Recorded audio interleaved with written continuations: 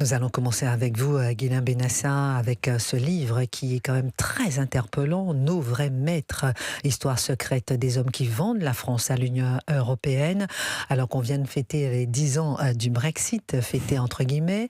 Avec vous, nous allons voir qui gouverne vraiment la France, les politiques ou bien des juges. Les juges peut-être que personne ne connaît. Guylain Benassa, vous démontrez que le centre du pouvoir est ailleurs, que la vraie machine qui pilote, c'est la Cour de justice basée à Luxembourg.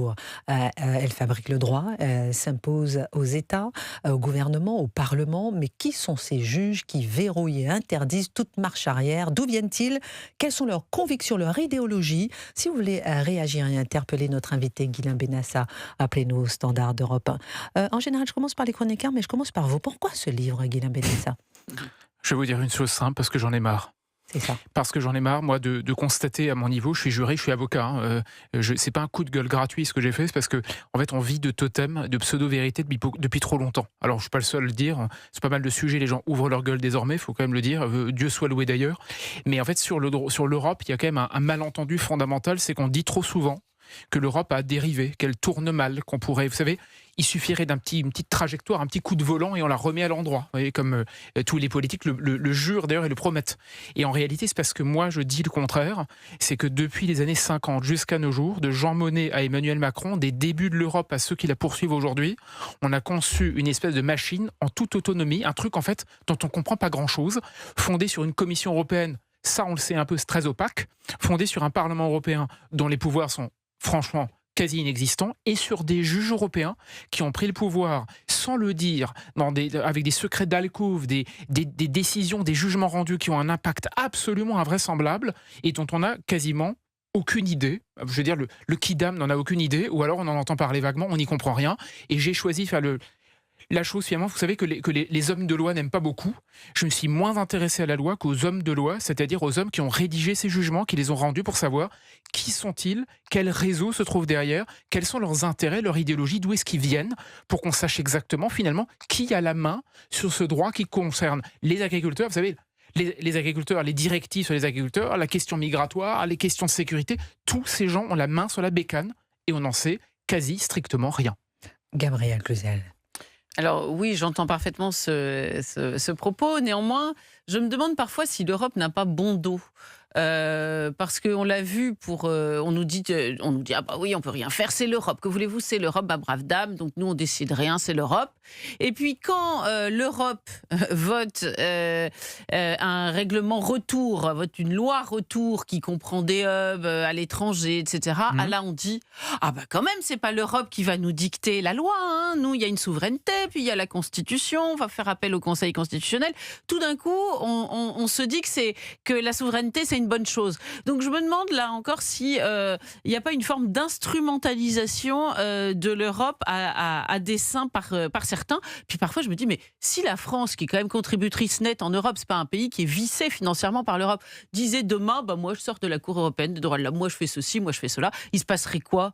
Il n'y aurait pas une déflagration nucléaire. Donc finalement, est-ce que nous ne voulons pas, est-ce que ceux qui nous gouvernent ne nous disent pas à dessein que nous sommes ficelés par l'Europe? Alors en fait, vous commettez une erreur grave, si je puis me permettre. Guylain Benassa en direct sur Europe 1. C'est très simple. Gabriel commet une erreur, alors attention. Ah ouais, alors là, un péché mortel. Elle connaît une erreur. Non, mais elle connaît, en fait, vous dites quelque chose de juste, mais qui est formellement juste et matériellement faux. En fait, ce que j'essaie de démontrer, c'est que la porosité que vous soulignez, justement d'ailleurs entre d'un côté la cause européenne, l'Europe serait très malfaisante et de l'autre côté les Français, enfin les politiques en feraient une utilisation ma foi très pratique. C'est la faute de l'Europe. C'est la faute à Voltaire, disait-on jadis. En fait, moi ce que je démontre, c'est l'inverse. C'est-à-dire que l'Europe est tellement partout qu'elle est dans les consciences des Européens et des Français. Je m'explique. Un politique français, un juge français a tellement l'Europe chevillée au corps qu'il a oublié de défendre les intérêts de la France, même quand il pense à la France. Je vous donne un exemple très simple. Et on avait parlé très rapidement avec vous, Christine, récemment. Je m'en souviens pas. L'actuel président de la Cour européenne des droits de l'homme s'appelle Mathias Guillaumard. C'est un Français, d'accord, qui siège, qui est le patron des juges européens. Cet homme-là était avant conseiller d'État. C'est-à-dire que c'était un des grands juges français, on va dire. Mais quand il était un des grands juges français, quelle cause a-t-il servi au sein des juges français, la cause européenne. Ça veut dire qu'en fait, on ne défend plus la France, même en France. On a intégré la cause européenne partout. Ce qui fait que le problème, c'est que qu'on fasse des lois, qu'on rende des jugements, qu'on fasse quoi que ce soit, on a l'impression qu'on ne peut plus batailler parce qu'on a intégré l'Europe jusqu'au fond du cerveau. Alors, Ça fait que c'est moins la porosité entre France et Europe, c'est que l'Europe nous gouverne tellement qu'on a même oublié que la France existait encore dans les cerveaux de ceux qui, théoriquement, ont le pouvoir. On ne défend plus la France, même en France, dit notre invité Karim Aloum. En réalité, toutes les grandes questions relèvent de la géopolitique. Économique, l'immigration, la nouvelle technologie, sur l'intelligence artificielle, c'est les grands blocs qui les gèrent. Soit c'est les États-Unis, c'est la Chine, c'est l'Inde. Je pense que l'Europe est une grande force qui s'ignore. C'est une force politique, c'est une force militaire, une force économique qui n'arrive pas à conjuguer ses forces pour le montrer. Et on est européen quand on pèse sur l'Europe. La France, à un certain moment, pesait. Elle prenait des décisions, elle était écoutée. Aujourd'hui, la France s'est affaiblie, donc c'est normal qu'on considère l'Europe décide à notre place. Je pense que les Allemands ne disent pas la même chose, les Italiens ne disent pas la même chose. Je pense que c'est une chose, je ne suis pas tout à fait d'accord avec vous. L'Europe est une chance, mais seulement elle est mal gérée. C'est une puissance qui s'ignore. Je pense qu'on doit se battre pour avoir notre force, mais pour avoir votre force, il faut avoir une force économique et avoir sa place dans le monde, et surtout gagner la bataille du numérique et de l'intelligence artificielle. Et si vous êtes absent, vous allez voir les autres passer, tout simplement. Alors, deux choses rapides. Premièrement, et je pèse mes mots, j'ai découvert une bombe. Une bombe qui règle toutes les discussions actuelles. C'est qu'à l'époque où De Gaulle, dont on dit, lui, de son temps, ça tenait debout, c'était quelqu'un, c'est vrai, c'était le dernier vrai président. Après, depuis, la médiocrité a petit à petit fait son lit. Il nous a tiré quelques ennuis. Il faut quelques ennuis, de défier De Gaulle. Il est le dernier à avoir dit, à avoir tenté le bras de fer avec l'Europe, le vrai. Lui, il l'a fait. Sauf que vous savez ce qu'a écrit à l'époque le Quai d'Orsay, donc le ministère des Affaires étrangères, a rédigé une note à l'attention du général de Gaulle, en plein milieu déjà de toutes les questions européennes, lui recommandant littéralement la sortie des traités, c'est-à-dire le Frexit. Dans les années 60, notre ministère des Affaires étrangères estimait qu'il n'y aurait pas de salut sans sortie littérale de l'Union européenne, de ce qui va aller devenir l'Union européenne. Ça veut dire que De Gaulle, pour nos diplomates d'époque, était trop timoré, vu que la chape de plomb allait de plus en plus s'installer. Et deuxième élément, quand on me dit, alors j'entends la question géopolitique, j'entends que l'Europe est mal organisée, je rappelle que nos grands européistes, Jean Monnet en tête, ne voulaient pas de l'arme nucléaire, ils voulaient juste déshabiller la France depuis le départ. Donc ceux qui adoraient l'Europe dans les années 50 voulaient d'une Europe faible. C'était des Français, pas des Européens de Bruxelles uniquement. C'est-à-dire que ça fait très longtemps que l'europhilie a une volonté et une idéologie qui est que l'Europe soit peut-être forte, en tout cas à la botte des États-Unis, faut pas l'oublier. Tous les europhiles des années 50-60 voulaient une Europe américaine, et d'autre part, ils détestaient les Français qui voulaient une France forte. Ça a toujours été leur hantise. Ghislain Benassa en direct sur Europe 1. Les mots sont forts. On ne défend plus la France, même en France. Il a parlé du Brexit. On prend nos auditeurs sur Europe 1. Max qui nous appelle de l'Aveyron. Bonjour Max. Vous avez l'impression qu'on ne maîtrise pas grand-chose. Vous êtes d'accord avec Ghislain Benassa et son livre Nos vrais maîtres? Pardon. Je fais un salut à Max qui est de l'Aveyron. De quel coin de l'Aveyron, si je puis me permettre? Villefranche-sur-Rouergue.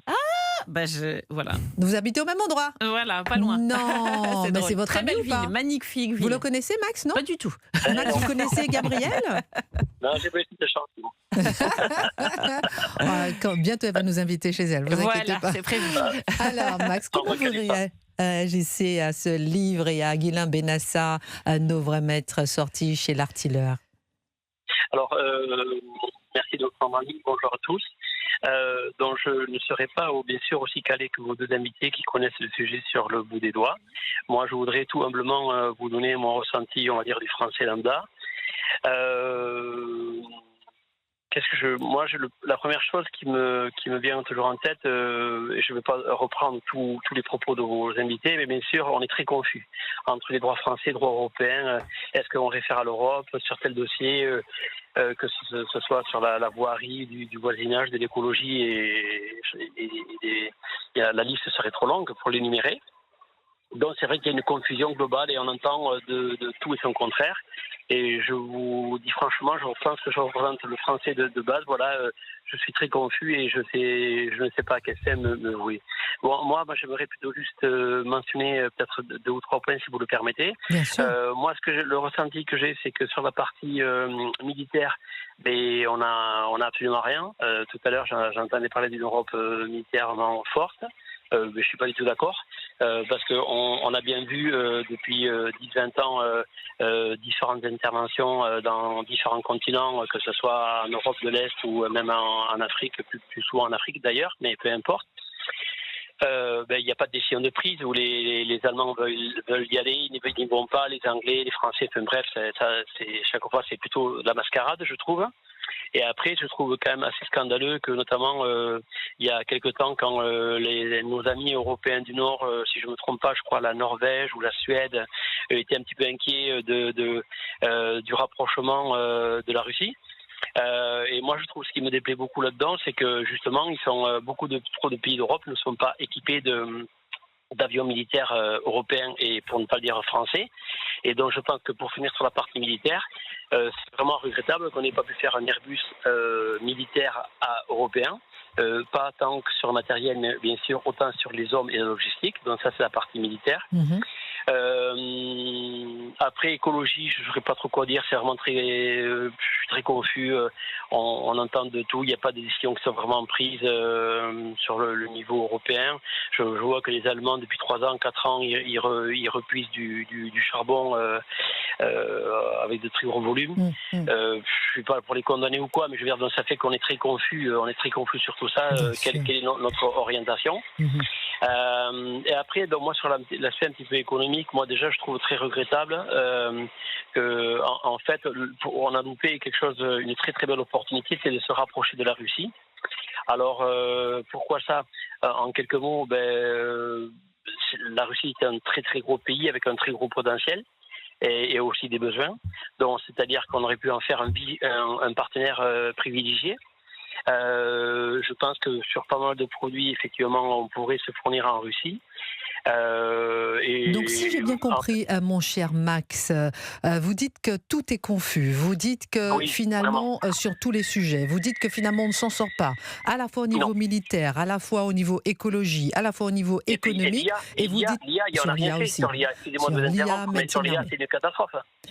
Et selon vous, vous voulez sortir de l'Union européenne? Qu'est-ce que vous en pensez? Est-ce qu'on peut encore sortir de l'Union européenne? Moi, je pense que je serais plutôt pour une refonte complète de l'Union européenne, plutôt que d'en sortir, parce que, quoi qu'il en soit, géographiquement, on est l'Europe, on est tous ensemble, on est là. Donc, le continent existe, bien sûr, et voilà, on est tous ensemble, les pays les uns à côté des autres. Moi, je ne vois pas un gros intérêt d'en sortir. Honnêtement, mais je préférerais vraiment qu'il y ait une refonte vraiment profonde et justement à prendre en considération, comme je le disais, on n'a pas trop développé, mais la partie Russie, parce que Poutine nous a quand même sollicité les années 2000, si je ne me trompe pas à peu près, et Angela Merkel et d'autres gros pays, on va dire France et Angleterre, on a balayé ce potentiel d'un revers de la main, ce qui est une très très grosse erreur. Parce qu'on aurait pu développer beaucoup de choses avec la Russie. Merci beaucoup pour votre appel, mon cher Max de l'Aveyron. On a bien noté. On fera Guilain Benassin réagir. Hugo, vous nous appelez de PACA. Il faut que la France, selon vous, arrive à concilier souveraineté et Union européenne. Est-ce que c'est conciliable? Alors, je pense. Bonjour. Pardon. Bonjour Christine, vous allez bien? En pleine forme. Tout va bien. Je vous appelle, oui, pour. Alors elle est simultanément problématique. Pardon. Mon cher Hugo, on ne vous entend pas très bien. On marque une pause dans un instant, mais d'abord, avant de vous réavoir avant la pause, mon cher Hugo qui nous appelait de PACA parce que ça nous intéresse beaucoup, surtout que vous avez 26 ans et on avait Max de l'Aveyron qui avait 62 ans. C'est intéressant de voir un peu le rapport. Peut-être une réaction rapide avant de marquer la pause par rapport à ce que nous disait Max qui nous appelait de l'Aveyron. Refonte de l'Union européenne. On est confus, c'est-à-dire que rien ne fonctionne au niveau économique, au niveau militaire, au niveau écologique. Rien ne fonctionne, même au niveau de l'intelligence artificielle, mais il faudrait une refonte de l'Union européenne. Mais écoutez, c'est très simple, il suffit d'ouvrir la Bible, qui nous apprend qu'on ne peut jamais avoir 2 maîtres à la fois. Et cette leçon-là, en fait, on la pratique plus. Donc, résultat des courses, vous prenez les agriculteurs, les directives européennes, on n'y comprend rien. Vous prenez la question militaire. Je prends un exemple. Tout à l'heure, l'auditeur parlait très justement de la question de l'armée européenne. On a déjà eu le cas de figure. Dans les années 50, on a tenté la communauté européenne de défense. Et on en parle par les temps qui courent. Vous savez qu'à l'époque, Michel Debré, Premier ministre du général de Gaulle, a ouvert le fameux traité sur la communauté européenne de défense. Et il a découvert que dans une obscure petite clause inconnue que personne n'avait lue, d'accord, ça signifiait réquisition, des écoles françaises, supérieures françaises, à la demande de l'Europe. Ça veut dire qu'en fait, la France disparaissait pour confier ses élites à l'Europe. Ça veut dire qu'à chaque fois, c'est la même chose qu'on rejoue et on n'y comprend plus rien, si ce n'est qu'on a d'un côté une Commission européenne non élue qui tape sur l'intégralité des peuples d'Europe. D'abord, Hugo, est-ce qu'on vous entend un peu mieux puisque vous voulez y réagir? Vous nous appelez de PACA, vous avez 26 ans, dites-nous tout. Alors, bonjour Christine. Donc, je vous appelle pour justement répondre un peu sur la vision de un Français lambda et pas lambda sur la vision de l'Europe. Alors, je concède une chose, c'est qu'effectivement, l'Europe telle qu'elle fonctionne actuellement n'est pas fonctionnelle. Mais il faut savoir que la France, si elle veut garder son pouvoir et ainsi que l'Europe à l'échelle, dans ce concert des nations avec la Chine qui devient de plus en plus puissante économiquement et de l'autre les États-Unis qui se referment beaucoup sur eux-mêmes, il va falloir qu'elles prennent ses responsabilités. C'est pour ça que je suis plus pour une Europe fédérale, mais pas sous les conditions dont c'est actuellement. L'expert en droit qui a écrit le livre, oui. Il a quand même omis quelque chose qui est important à mes yeux, c'est que en fait l'Union européenne, lorsqu'elle a été créée, en fait ce qu'il s'est passé, c'est que c'était en 5 étapes et que nous sommes à l'étape, on va dire 3,5, c'est-à-dire l'étape de la monnaie commune. Donc en fait l'Europe telle qu'elle devait être n'a pas été finie. Autrement dit, je suis pour une Europe fédérale, mais alors attention, je ne suis pas pour que la France perde la souveraineté de ses lois, par exemple, et que je serais plutôt pour un système comme les États-Unis pour des raisons qui sont diverses et variées. Premièrement, si on réfléchit dans le fond, les délocalisations qui se font en Afrique, partout dans le monde, déjà premièrement écologiquement, c'est un peu naze. Et deuxièmement, j'ai envie de vous dire que si on y réfléchit, on a quand même des pays avec un SMIC moins élevé dans notre propre Europe que nos propres milliardaires préfèrent parfois délaisser. Donc ce que je tiens à dire, c'est que avec des stratégies économiques, parce que tant que l'Europe ne sera pas fédérale, par exemple, on aura l'Allemagne qui ira acheter ses avions de chasse aux États-Unis, alors que les États-Unis, on n'aura jamais de certitude si on reprend l'histoire, par exemple. Les États-Unis, au départ, n'étaient pas contre Hitler, ils étaient même très très proches d'Hitler. Et aujourd'hui, on en arrive à un point où on n'a tellement pas de souveraineté sur notre armée que, en fait, si les États-Unis décident, il y a certains engins français dont on ne peut pas se servir. Je ne sais pas si on se rend compte. Oui. Donc l'Europe fédérale, c'est ce que vous êtes en train de nous expliquer, mon cher Hugo. Vous n'êtes pas tout à fait d'accord avec notre invité. Vous dites que la France a besoin finalement de cette Union européenne d'une certaine façon, mais une Europe fédérale. Merci beaucoup, mon cher Hugo, de nous avoir appelé au Standard d'Europe 1. Je trouve que avec ce que vous dites, Hugo, je sens que vous avez encore sous le pied. Et avec les auditeurs précédents, peut-être qu'il faudrait qu'on revienne sur ce sujet plus longuement. Je ne sais pas ce que vous en pensez, Gabriel et Karine, parce qu'on sent que les auditeurs ont des choses encore à nous expliquer. Gabriel Cluzel, ensuite le mot de la fin pour Guylain Benassa, et qui va aussi réagir au propos d'Hugo. Non, mais bien sûr, parce qu'en fait, il y a plein de facettes. Max de l'Aveyron, il parle, on aurait pu parler avec lui de l'agriculture, qui est quand même le grand sacrifié de l'Europe. C'est-à-dire que finalement, beaucoup l'ont dit, mais c'est pas faux. On l'a sacrifié sur l'autel de la voiture allemande, et ça, c'est une réalité. Et puis par ailleurs, même les autres Européens sont en concurrence avec nous. Mais néanmoins, je terminerai juste par là sur la question migratoire. Moi, je préfère l'Europe avec Giorgia Meloni que le Brexit avec Keir Starmer. Ça fonctionne mieux. Pardon, j'ai l'impression qu'on maîtrise mieux. Gabriel Cluzel sur Europe 1. Guylain Benassa, réagissez à Gabriel Cluzel, réagissez aussi à notre Hugo qui a eu une analyse assez fine. Je ne sais pas si vous êtes d'accord ou pas. Et puis une dernière question, donc ça fait 3 questions en une. Est-ce que la France peut gagner quand même une certaine souveraineté tout en restant au sein de l'Union européenne ? Écoutez, je vais essayer de faire ça dans l'ordre rapidement. Pour répondre à Gabriel sur la question du Brexit et des restes le Brexit est devenu un contre-modèle parce qu'on l'a toujours vendu comme un contre-modèle. C'était les 12 plaies d'Égypte, je veux dire, si vous écoutiez les Français en parler, et d'autre part parce que les élites anglaises ont trahi. Les élites anglaises ont trahi le Brexit, ils n'ont jamais vraiment voulu sortir de l'Europe, ils ont fait des choses à moitié, résultat, on ne comprend plus rien. L'auditeur d'avant disait c'est la confusion, alors en Angleterre, n'en parlons pas. On a fait le Brexit, mais on le fait à moitié, on reste un peu, on veut y retourner, mais pas vraiment. Plus personne ne comprend rien. Deuxièmement, sur ce que l'auditeur a dit tout à l'heure, j'entends les histoires des petits pas. Vous savez, on dit Hugo, on a fait l'Europe, mais on fait l'Europe par étapes successives. 1, 2, 3, 4. À l'étape 3,5, disait-il. Voilà. Alors, ce qui est merveilleux là-dedans, c'est que tous ceux qui nous vendent, je m'excuse, je vais être clair avec l'auditeur, je vais répondre à Hugo directement, c'est qu'Emmanuel Macron est le champion du monde, ou le champion d'Europe, de l'Europe par petits pas. C'est-à-dire que ça ira mieux après. Giscard faisait ça, Mitterrand faisait ça. On nous a toujours dit, demain, on rase gratis. Moi, vous savez, je suis aussi un Français lambda comme tout le monde. J'aimerais qu'on arrête de raser gratis demain et qu'on rase tout de suite. Et à nous vendre des lendemains qui chantent, qui ne chantent jamais, voire qui riment au suicide aujourd'hui, j'aimerais juste qu'on arrête de me créer cette fuite en avant. Et alors, pour la souveraineté française, Christine, est-ce qu'on peut s'en sortir? Est-ce qu'on peut gagner un peu de souveraineté? Mais alors, je vais vous dire, oui, on peut gagner de la souveraineté. Il faudrait juste qu'on ait, moi j'appelle ça les vrais maîtres, cette histoire secrète que je raconte. Si nos maîtres à nous, c'est-à-dire si nos magistrats, notre état profond, nos agences, nos plénipotentiaires, nos ambassadeurs, nos diplomates, tous les gens qu'on nomme en fait, tout ce que Macron nomme par exemple, pour aller discuter avec les Européens, si leur intérêt était de protéger la France et nos intérêts, on pourrait restaurer au moins un minimum de souveraineté, mais on a des gens qui nous vendent à l'Europe depuis très longtemps et qui estiment, c'est peut-être le pire, que c'est devenu l'école de la trahison, qu'on apprend ça et qu'on le pratique tous les jours tranquillement. La France s'est vendue à l'Europe depuis bien trop longtemps. Nos vrais maîtres chez l'Artilleur, histoire secrète des hommes qui vendent la France à l'Union européenne. Guilain Benassa, je suis très frustrée. J'ai trop de questions encore à vous poser. Il faut absolument revenir, qu'on puisse faire, je dis ça aux rédacteurs en chef, les loulous en studio, là, il faut absolument qu'on puisse faire 1 heure, j'aime bien Gabriel Serré. Non, mais sur l'Union européenne. Oh non, il y a vraiment trop de sujets. Merci infiniment d'avoir été dans le studio d'Europe.